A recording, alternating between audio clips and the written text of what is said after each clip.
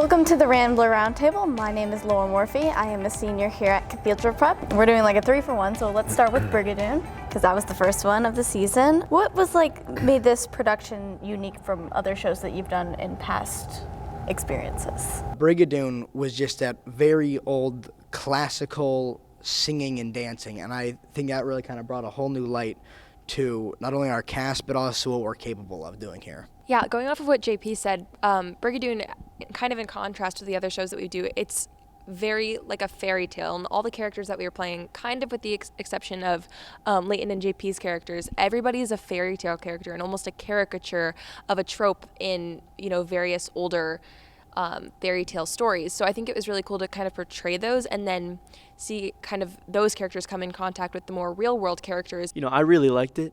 It was a lot more different than other shows that I've done before. I'm used to like the Disney shows and stuff like that, but this was really different, and I enjoyed it a lot. It was something new I could try, something I could add to my arsenal of acting. You know what I mean? What are your tips and tricks on getting into character for this show specifically? For me, it was really easy. I was just a guy, right? I was an average guy, pretty normal, so it was pretty easy for me. But for some of these other people, it was pretty hard because they had to adopt a whole new culture and everything. It was completely different from what they're used to. Like Riley, he was a completely different person on stage. It was great. For me, it was the first time I got to play a bad guy, which is a lot more fun. But just countless times listening to Scottish people just talking to get that accent down. But also, it was nice because I had a lot of freedom to just be what character I felt like. Because normally, the characters, I'm always nice or a smart A in the shows last year. But this show, I got to just be completely bitter and just have a lot of fun with the character, really. Every show that we had this year had very prominent and very thick accents. And I feel like everybody adapted to it very well. And you don't really see that at many places, especially at a high school. You don't see people adopting these accents. Moving on to Harry Potter and the Cursed Child. I knew that was a fun one. This is a new show to Erie, even. Mm-hmm. This is one of the first high schools or people to do it. Yes. How exciting was that to feel like you were the first ones? Very exciting, very, very exciting. But we also had to figure out how to do everything, create the magic and the illusions. And you don't have a whole lot of resources to go off of. So it's worth it though at the end when we figured it all out. We had a special creative team that we would meet. The normal people, but also a bunch of students came together several times and helped to brainstorm how we thought we could best accomplish the moving staircases and the magic tricks and etc. It was worth the challenge. What were your guys' favorite parts of that show? The props and the people were just amazing in it.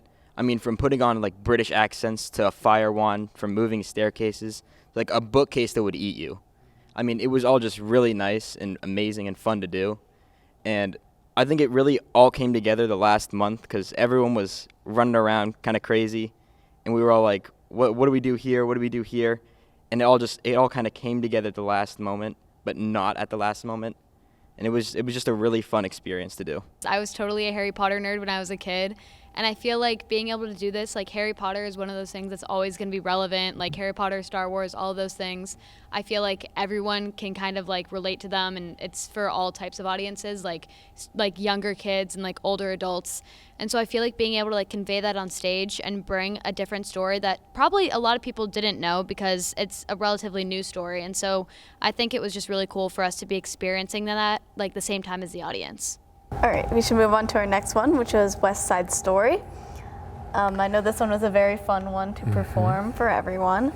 Let's start with what were some challenges that you guys faced during this production? We rehearsed for sometimes 8 hours at a time in front of the mirror to make sure that every step was perfect. There was lifts, there were very hard traditional Puerto Rican dance steps, and we had many different choreographers come in to kind of perfect and build this puzzle of West Side Story, which is such an iconic dance show, and to have choreographers that could replicate Broadway choreography and teach it to a bunch of kids who have, some of them never danced before, was just so beautiful to me, and I'm so proud that that was something that we could do as a cast. I think the hardest part was definitely time, As we all know, West Side Story is probably one of the hardest shows to produce, especially like on a high school level. And due to like, winter delays and things like that, and it kind of cut into our schedule, I think we only had like 7.5 weeks to put on the show. And just kind of the amount of work that we had to put in outside of our regular rehearsal time, like going home and working on it. I mean, that being the hardest part of it for me is kind of what made the show so good. Again, we are very used to a lot of the more like classic rock type shows, but this was just your classic, everyone is involved, everyone's singing, everyone's dancing.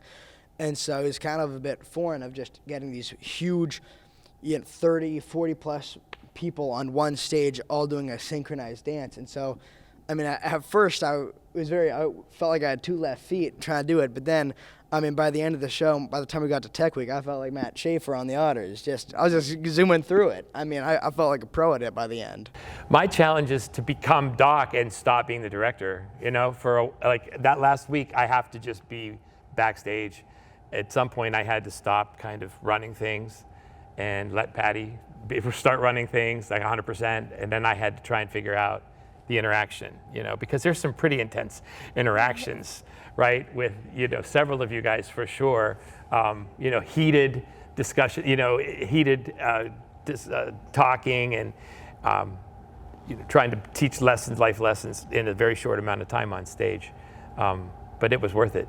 Speaking of you being in the show, yes. I know that Mr. Achille and Mr. Peck and Mr. Sparrows were also in the show. How did it feel to share the stage with adults or even your teachers? It was really cool, especially sharing the stage with Mr. Achille for one.